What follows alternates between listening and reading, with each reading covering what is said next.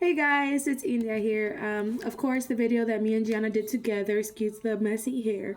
Of course, the video that me and Gianna did together is not letting us upload.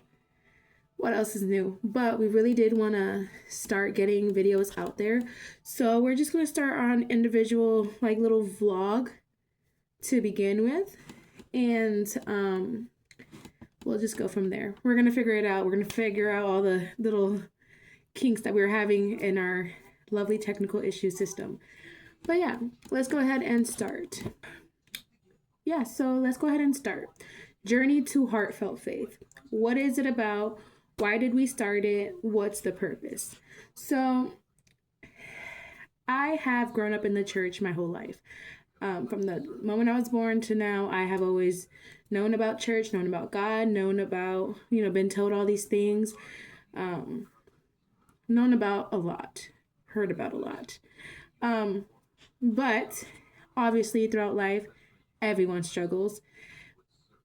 And with me, I feel like as a Christian, you're told so many different things and how to be, how your character should be, how your faith should be, how you should look like, especially as a Christian, how your life should be an example of all these things. But then whenever my life didn't connect or didn't match up with those examples, I just felt like such a failure. I felt like, wow, what kind of Christian am I?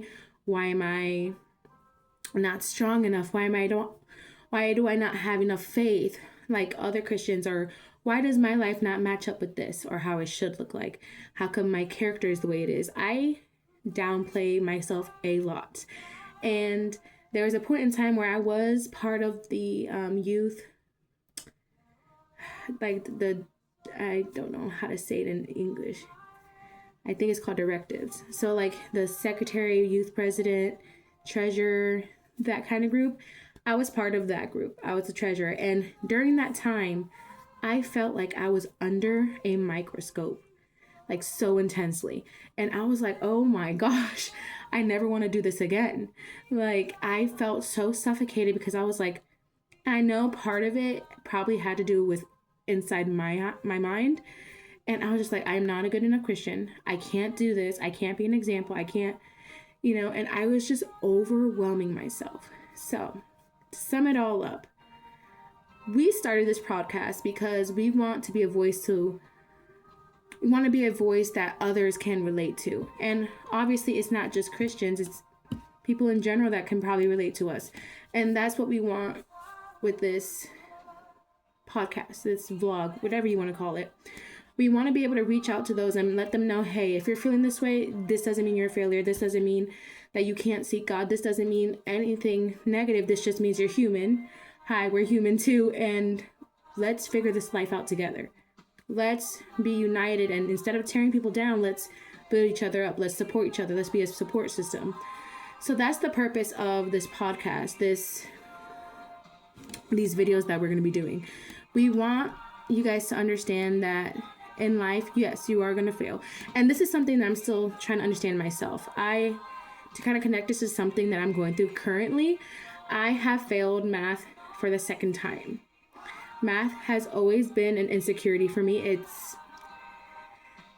is a battle that I struggle with so intensely, and I just don't understand math. Me and math, we're not best friends. We're not even cordial at this point. And I mean, we're trying our best. I have to take it again, but I'm thinking spring of 2027 will probably be my math year. But yeah, I failed it and I felt like such a failure. I was just like, I don't even know what to do at this point. Do I just stop going towards a degree? Do I just like kind of call it quits? I had a whole moment where it was like a couple of hours where I was just feeding into the negativity that was stirring up in my mind. And many things caused this, whether it was the lack of studying because I was so overwhelmed with things that were going on in my personal life, or whatever you want to call it. The negative space that I was in, negative space that I was like sitting and like kind of stirring in, it obviously wasn't good, but I let myself believe in all of those negative thoughts for those couple of hours. And after that day passed by, the whole entire week, I was kind of like trying to battle out those negative thoughts. I was like, okay, no, but I was trying to focus towards what can I do? What can I do to keep myself busy? All these things. But as I start to reflect back on it, I'm thankful. Not that I'm thankful to be failing, no. But I'm thankful that I had that time to kind of rearrange my life. Figure out what it is that I want. What it is that I'm going to work towards.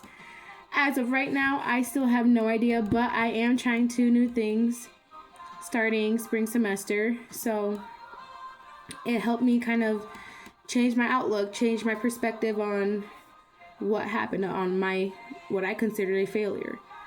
And sometimes that's what we need. We feel like we're such a failure. We feel like we're overwhelmed. We're sitting in our negative thoughts.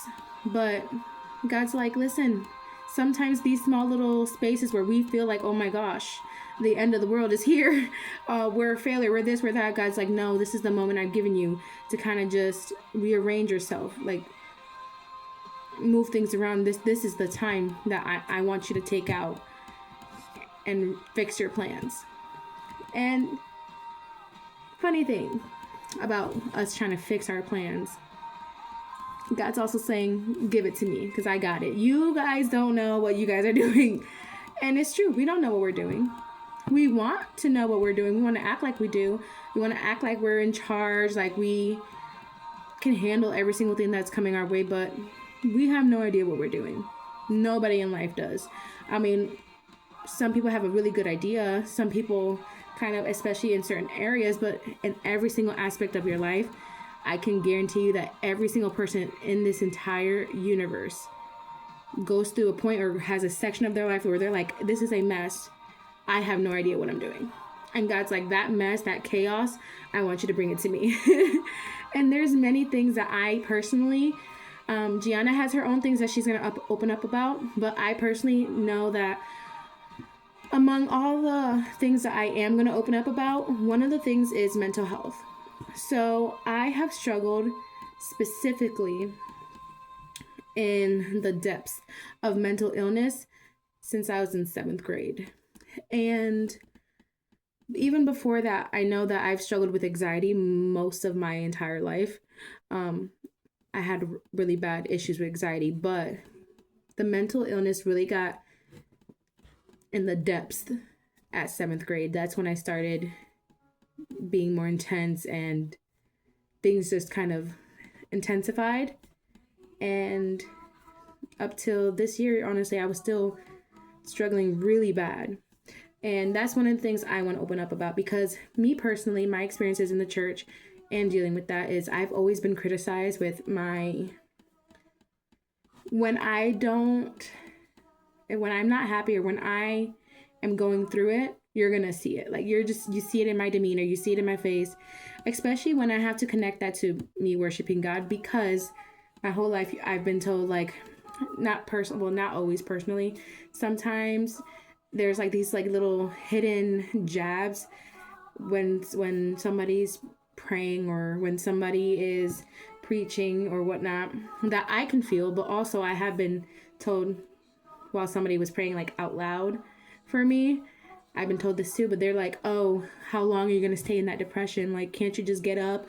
Or, you're choosing to be like that. You're choosing to stay in that darkness. You're choosing to be sad. You're choosing to let them win when you should be having a face of victory. You're supposed to be victorious. You're supposed to be this.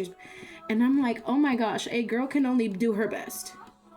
You know what I mean? Like, I'm doing my absolute best and keeping it together and not going off the deep end. Honestly, even when I do go off the deep end, I'm still just trying to do my best.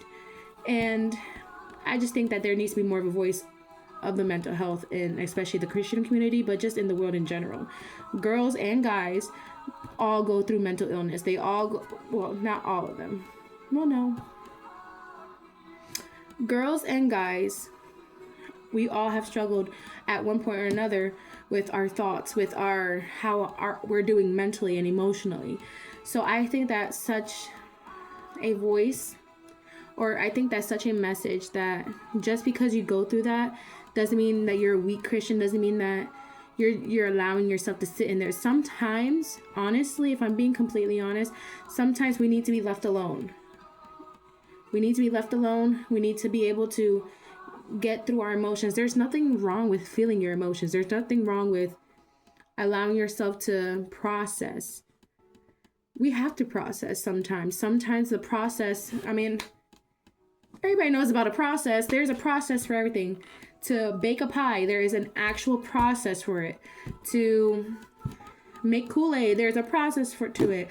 To make coffee, there is a process to it. There's a process for everything. There is also a process for our emotions. So there is nothing wrong with you processing through your emotions. Now, I think that another thing that Christians do, not everybody, but sometimes that there is a struggle within the community, is they downplay your process and how you should look and how you should act through that process. And that you shouldn't ask for help because God is your help, and depend only on him, which, amen, that is the truth. You should depend on only God because he's the only person that's never gonna fail you. However, God did not intend for us to live in this world alone. God intended us to have that support system, to have people united. That's his intention. So I don't think that us staying quiet in our misery and us not seeking help is the godly way, if I'm being completely honest. Now, will some disagree with me? Of course. But that's just my train of thought. Now, am I saying that, if you're depressed, stay in your depression because that's your process? Absolutely not. But what I'm saying is there is a process, and sometimes we go through a phase, or we go through a moment in life where we can't feel anything but what we feel. We can try. I mean, people have told me many times you could try to pray it away. You could try to fast it away. You could try anointing it, bathing, baptizing. You could try it all. But sometimes there's going to be a moment where all you feel is that desperation or that hopelessness, or the loneliness, because sometimes talking to God it's hard. It's so hard. And if I'm being completely honest, this week I have tried, maybe not as best as I could, if I'm being transparent and vulnerable. I have not tried maybe as hard as I can, but I have been trying this week to really kind of go back into communicating with God and connecting with God. And that's one thing that I have struggled with. I can't remember the last time I actually prayed. I have no idea. Like, the last time I prayed, I don't remember, because I haven't communicated with God. I haven't been talking to him, other than like in the spur of the moment where I'm like, oh no, this is happening, God, like, please help me type of situation. But I haven't really been in like full communication with him. But this week I really have tried. Like, I have tried to make an effort to at least start the process, and we'll see how it goes from there. But I do think it's important to talk to God. But going back to what I was saying before, I think that sometimes when you're talking to God, it doesn't connect fully, because us in our human minds, we want somebody there that's going to we're so used to the interaction. And even in this day and age where, technology is such a huge thing, we video chat people. We look at videos, and we're looking at human to human interactions on a daily basis. So to be able to connect with somebody face to face is completely different than praying and then like not seeing them, not, sometimes immediately hearing them, and then sometimes not feeling their presence, And with me, that's like such a big issue, because I personally already have so much issues surrounding feeling like I don't always have somewhere to turn to, especially for the situations I'm going through now. Sometimes it's like everybody in my circle has their own things going on. And then, I feel like I have to kind of help them, guide them, or be their strength. That when it's my turn, it's kind of like, I know they all have their things. So like, let me just kind of internalize my own situations, and to not be able to be like, God, I can see you, let's talk. Or like, I'll sit right next to you, and like, that's a huge thing for me. And it kind of makes the connection kind of blurry for me. But yeah, that is a struggle that I'm going through. And I'm trying my best to kind of fix. But yeah, it's hard sometimes when we're going through where we want to talk to God, but it's like, God, I can't feel your presence. God, I can't hear you. Or God, like, I don't even feel like talking today to anybody. Like, you are such an important like person, but like, I just don't feel like talking. And then like, I do have so much to say, but then I literally have no idea what to say. So it's very blurry. It's very overwhelming. But I know that when we get to that point, or when we're able to kind of overcome these emotions, these feelings, and this difficult situation of not being able to connect with God, not being able to push yourself to pray, even if you don't feel Him, even if, whatever may come your way, then we'll be able to maybe, possibly find that connection and find that we can hear His voice. Maybe it was just like a block that we had to overcome. And everything's a process, y'all. Every single thing is a process.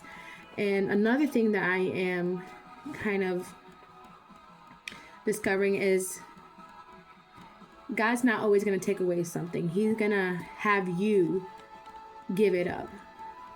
And that's something where I've heard before, but I was like, yeah, but I feel like if I pray hard enough, God's going to definitely take away whatever I'm struggling with that, is obviously keeping me from Him. Why would He not take it away? Doesn't He want me to be close to Him? Then He will take this away because He knows I can't do it on my own. And of course, we can never do anything on our own. Like, a lot of the accomplishments, me personally, a lot of the accomplishments that I have had, I know that God was right behind it, or in front of it, every single step of the way. Like, something as early as like me graduating high school, 10th and 11th grade year, especially 11th grade year, I was terrible. My GPA dropped. So senior year came and I was just a hot mess. I had to take extra classes. I had to kind of catch up, and I graduated with exactly a 2.1 GPA. I have obviously brought that up from then, but that was God. That was completely God. I know that the only way I graduated was because of Him. So there's some things that, completely God. But coming back, like, He shows Himself in areas of our life. Sometimes we just have to stop and kind of like unravel ourselves and be like, okay, let's kind of process, where has God shown up for me today? And I think that everybody at the end of the day should do that. Stop. If you're overwhelmed, if you're going through all the motions, just stop and be like, okay, allow yourself to cry, allow yourself to feel that emotion, allow yourself to process what is going on. Ground yourself. I'm a big believer in grounding yourself. I just have to kind of apply it into my life. But yeah, ground yourself and then be like, where has God shown up for me today that, I maybe didn't stop and notice right away? And God will show you. And this may sound silly, but last night we take care of 2 girls and the baby is sick. So last night the baby was screaming her head off because, she's coughing. She doesn't feel good. So I put on a shark show that I knew that when I took care of her last time, I put it on and she fell asleep. So I put on a shark show and I, rocked her to sleep. She fell asleep and I was praying and I was like, God, please give my mom's husband and this baby rest tonight, because I know how the baby gets when she's sick and there's no sleep for anybody. The baby is just, she'll turn the house upside down. Not her fault. She's a baby. But yeah, I was praying and I was like, because this is something that I knew was like not a big issue, but like I knew everybody needed sleep. We're all tired. We're all going through a lot this year. We all need sleep. If there's one thing that we need, is sleep in this house. So I was just praying. I was like, God, please, please, please. And I was battling other thoughts too. And I was like, God, I know that I have to release what I'm struggling with. I have to release, things that my flesh would probably want to turn to, in in my moments of darkness, where my cloud fog comes, there's other things that other than praying that I would rather turn to, if I'm being completely honest. But I was like, God, I'm trying my best to not ask you to take it away, but be able to release and let go of things and give it to you. Because that's a big thing I have issue with, is control. And I completely understand that. I admit it. That's a big issue for me, is control. I have control issues, and I've got to stop. Little side note. But yeah, I was like, God, I am doing my best in this area or areas.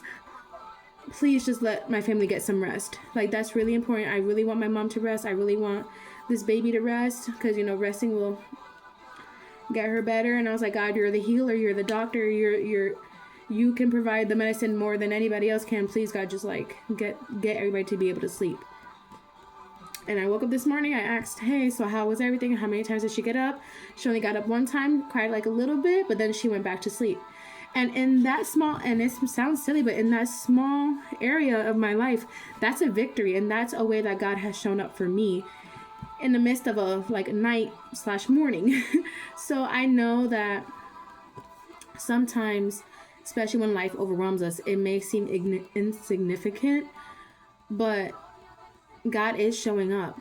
And at the end of the day, it does matter how he shows up. And he is showing up in our lives. Sometimes it takes us a moment or time to process to kind of see it. And, if I'm being honest, not everybody has time to process if you're getting hit with things left and right. I completely understand that too. But yeah, that's something that I'm going to continue to open up about, is mental illness, mental health issues. Having to release things myself instead of asking God to just take. And just many more things I want to open up about. And I want us to connect. And I want to be able to talk about topics that you guys suggest as well. I want to talk about everything under the sun. I want this to be a vulnerable, open space to discuss all topics, all issues, and any questions. Like, let's learn together. I am not by any means a great Christian. I am not by any means the model example of a Christian. I am not a good Christian in the slightest, but I'm trying my best to be an example of God. And I know that means I have to read my Bible. I have to get to know God. I have to be communicating with God. I have to take time to know God. And I'm not saying, oh, you should follow me. You should be like me. No, please don't. But what I am saying is, let's create a community where we can help each other get to know God, get to know our Creator, get to know the person who loves us more than anyone.